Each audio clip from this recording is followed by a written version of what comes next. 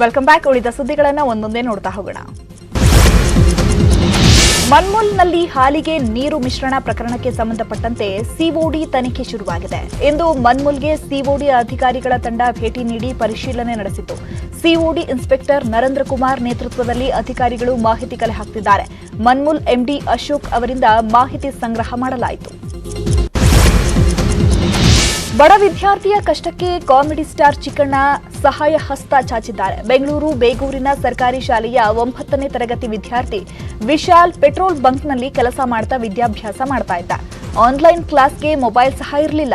ಓದ್ಕೊಳ್ಳೋದಕ್ಕೆ ಪುಸ್ತಕ ಇಲ್ಲದ ಕಾರಣ ಸ್ನೇಹಿತರ ಬಳಿ ಪಡೆದು ಓದಿದ ನಂತರ ಪಾಸ್ ಮಾಡ್ತಿದ್ದ. ಈ ಬಗ್ಗೆ ನ್ಯೂಸ್ 18 ಕನ್ನಡ ವರದಿ ಬಿತ್ತರಿಸಿದಂತೆ ಚಿಕ್ಕಣ್ಣ ಸಹಾಯ ಹಸ್ತ ಚಾಚಿದ್ದಾರೆ. 9ನೇ ತರಗತಿ ಬಡ ವಿದ್ಯಾರ್ಥಿಗೆ ಮೊಬೈಲ್, ಬುಕ್ ಸೇರಿದಂತೆ ಓದಿನ ಸಾಮಗ್ರಿಗಳನ್ನೆಲ್ಲ ಚಿಕ್ಕಣ್ಣ ಕೊಡಿಸಿದ್ದಾರೆ. ಐಷಾರಾಮಿ ಕಾರು ಹೊಂದಿರುವ ಮಾಲೀಕರೇ ಎಚ್ಚರ ಎಚ್ಚರ. ಬೆಂಗಳೂರಿಗೆ ಎಂಟ್ರಿ ಕೊಟ್ಟಿದೆ ಖತರ್ನಾಕ್ ಗ್ಯಾಂಗ್. ಮಾಲೀಕರನ್ನೇ ಯಾಮಾರಿಸಿ ಪಂಗನಾಮ ಹಾಕ್ತಿದ್ದ ಮೂವರನ್ನ ಸಿಸಿಬಿ ಪೊಲೀಸರು ಖೆಡ್ಡಾಗೆ ಕೆಡವಿದ್ದಾರೆ. ಐಷಾರಾಮಿ ಕಾರುಗಳನ್ನ ಮಾರಾಟ ಮಾಡಿಸುವುದಾಗಿ ನಂಬಿಸುತ್ತಿದ್ದ ಖದೀಮರು ಮಾಲೀಕನಿಗೆ ತಿಳಿಯದಂತೆ ಕಾರನ್ನ ಬೇರೊಬ್ಬರಿಗೆ ಮಾರಾಟ ಮಾಡಿ ಪರಾರಿಯಾಗ್ತಾ ಇದ್ರು. ಪ್ರಕರಣದ ತನಿಖೆಗಿಳಿದ ಪೊಲೀಸರು ಮೂವರನ್ನ ಬಂಧಿಸಿದ್ದು 3 ಕೋಟಿ ಬೆಲೆಯ 19 ಐಷಾರಾಮಿ ಕಾರುಗಳನ್ನು ಜಪ್ತಿ ಮಾಡಿದ್ದಾರೆ. ಬೆಂಗಳೂರಿನಿಂದ ಮಂಗಳೂರಿಗೆ ದಟ್ಟ ಕಾಡಿನ ನಡುವೆ ರೈಲಿನ ವಿಸ್ಟಾಡೋಮ್ ಕೋಚ್ನಲ್ಲಿ ಪ್ರಯಾಣ ಮಾಡುವುದೇ ಒಂದು ಹಬ್ಬ.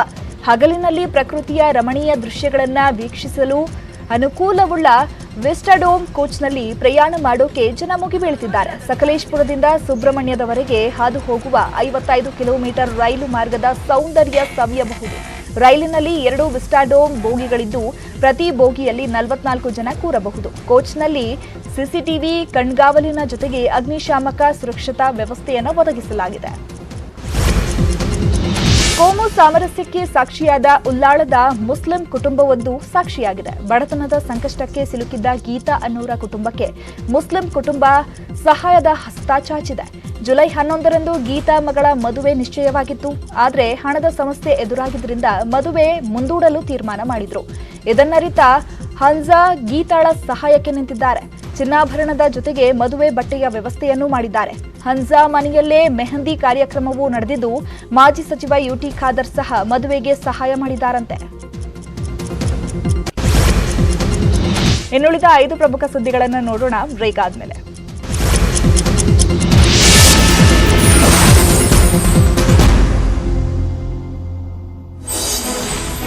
ಪ್ರಧಾನಿ ಮೋದಿ ಕರೆಗೆ ಓಗೊಟ್ಟ ಕರುನಾಡು. ಅನಂತ್ನಾಗ್ ಪದ್ಮಗೌರವಕ್ಕೆ ಕನ್ನಡಿಗರ ಕೂಗು. ಅಭಿಮಾನಕ್ಕೆ ಅಭಿಯಾನಕ್ಕೆ ಅನಂತ್ ಏನಂತಾರೆ? ಅನಂತ ಭೂಷಣ ಹ್ಯಾಶ್ಟ್ಯಾಗ್ ಅನಂತ್ನಾಗ್ ಫಾರ್ ಪದ್ಮ. ವೀಕ್ಷಿಸಿ ಸಂಜೆ 6 ಗಂಟೆಗೆ.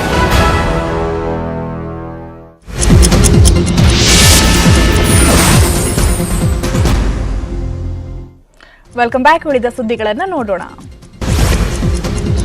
ರಾಜ್ಯದಲ್ಲಿ ಪದ್ಮ ಪ್ರಶಸ್ತಿಗೆ ಅಭಿಯಾನ ಶುರುವಾಗಿದೆ. ಮೋದಿ ಕರೆ ಬೆನ್ನಲ್ಲೇ ಹಲವರ ಹೆಸರು ಪ್ರಸ್ತಾಪವಾಗಿದ್ದು ಹಿರಿಯ ನಟ ಅನಂತ್ನಾಗ್ ಪರ ನಟ ರಿಷಬ್ ಶೆಟ್ಟಿ, ರಕ್ಷಿತ್ ಶೆಟ್ಟಿ ಸೇರಿದಂತೆ ಹಲವರ ಬೆಂಬಲ ವ್ಯಕ್ತಪಡಿಸಿದ್ದಾರೆ.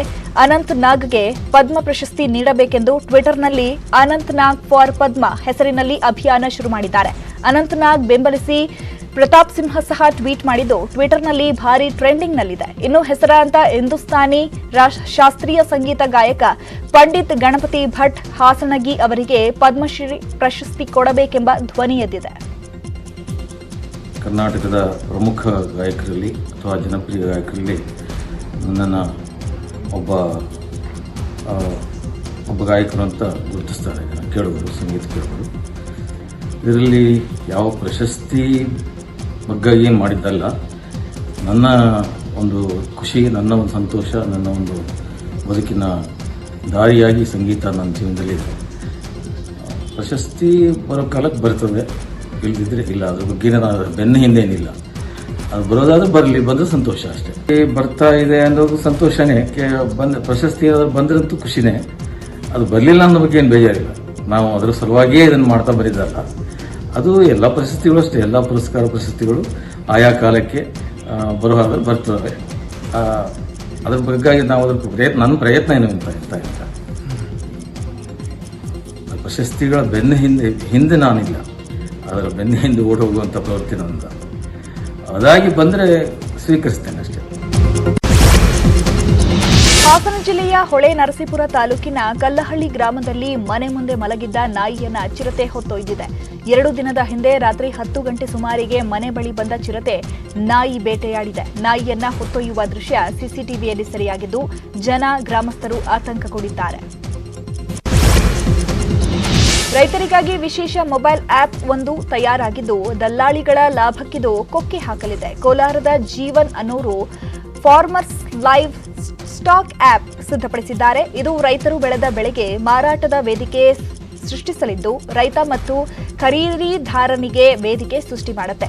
ಈಗಾಗಲೇ ರಾಜ್ಯಾದ್ಯಂತ 14,000ಕ್ಕೂ ಹೆಚ್ಚು ಜನ ಆಪ್ ಬಳಕೆ ಮಾಡುತ್ತಿದ್ದು ತಾಂತ್ರಿಕವಾಗಿ ಸಹಕರಿಸಲು ಸಹಾಯವಾಣಿ ಕೂಡ ಲಭ್ಯವಿರಲಿದೆ.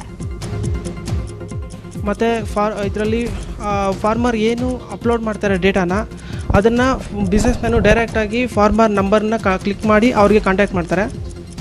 ಅದರಿಂದ ರೈತರಿಗೆ ಏನಾಗುತ್ತೆ ಅಂತಂದರೆ, ಇವಾಗ ಒಂದು ಕ್ಯಾಬೇಜ್ ಅಪ್ಲೋಡ್ ಮಾಡಿದ್ದಾರೆ ಅಂತಂದರೆ ಅದಕ್ಕೆ ತುಂಬ ಜನ ಬಿಸ್ನೆಸ್ ಮ್ಯಾನ್ಸು ಕಾಲ್ ಮಾಡೋದ್ರಿಂದ ಅವ್ರಿಗೆ ತುಂಬ ಅನುಕೂಲ ಆಗುತ್ತೆ. ಯಾವ ರೀತಿ ಅಂದರೆ ದುಡ್ಡು ಅಮೌಂಟು ಇವಾಗ ಮಾರ್ಕೆಟ್ಗೆ ತೊಗೊಂಡೋದ್ರೆ ಒಂದು 100 ರೂಪೀಸ್ಗೆ ಹೋಗೋದನ್ನು ಇದನ್ನು ತುಂಬ ಜನ ಕಾಲ್ ಮಾಡೋದ್ರಿಂದ ಯಾರು ಜಾಸ್ತಿ ಅಮೌಂಟು ಕೇಳ್ತಾರೆ ಅವ್ರಿಗೆ ಕೊಡೋದ್ರಿಂದ ತುಂಬ ಅನುಕೂಲ ಆಗುತ್ತೆ.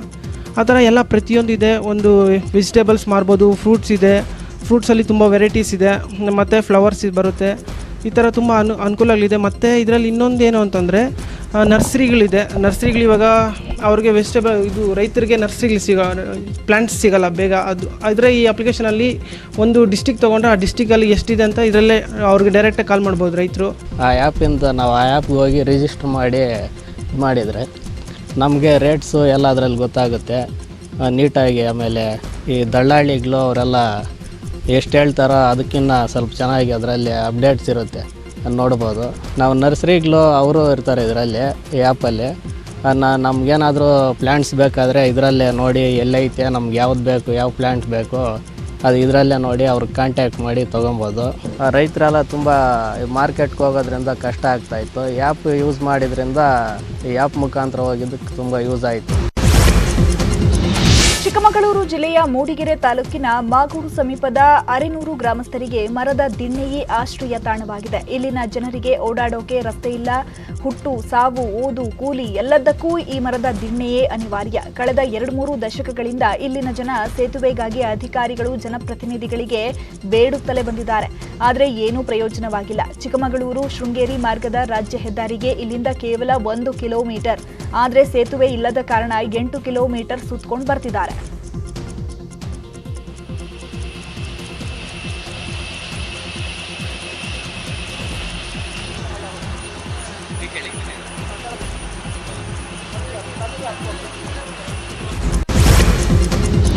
ಹಾಸನ ಜಿಲ್ಲೆಯಲ್ಲಿ ಬೆಳ್ಳಂಬೆಳಗ್ಗೆ ರಸ್ತೆಯಲ್ಲಿ ಒಂಟಿ ಸಲಗ ಕಾಣಿಸಿಕೊಂಡಿದೆ. ಆಲೂರು ತಾಲೂಕಿನ ವಾಟೇಪುರ ಗ್ರಾಮದ ಮುಖ್ಯ ರಸ್ತೆಯಲ್ಲಿ ಕಾಡಾನೆ ಪ್ರತ್ಯಕ್ಷವಾಗಿದ್ದು ಆನೆ ಕಂಡ ಗ್ರಾಮಸ್ಥರು ಓಡಿ ಹೋಗಿದ್ದಾರೆ. ಒಂಟಿ ಸಲಗ ರಸ್ತೆಯಲ್ಲಿ ಹೋಗುವ ಕಾಡಾನೆ ವಿಡಿಯೋ ವೈರಲ್ ಆಗಿದೆ.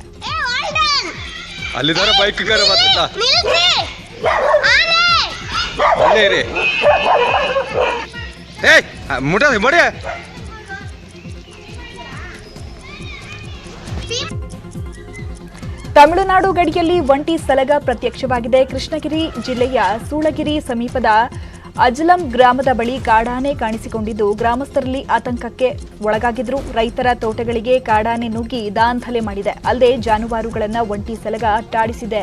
ಕಾಡಾನೆ ಕಂಡು ರಾಸುಗಳು ದಿಕ್ಕಾಪಾಲಾಗಿ ಓಡಿ ಹೋಗಿವೆ. ಒಂಟಿ ಸಲಗನನ್ನ ಕಾಡಿಗಟ್ಟಲು ಗ್ರಾಮಸ್ಥರು ಹರಸಾಹಸ ಪಟ್ಟಿದ್ದಾರೆ.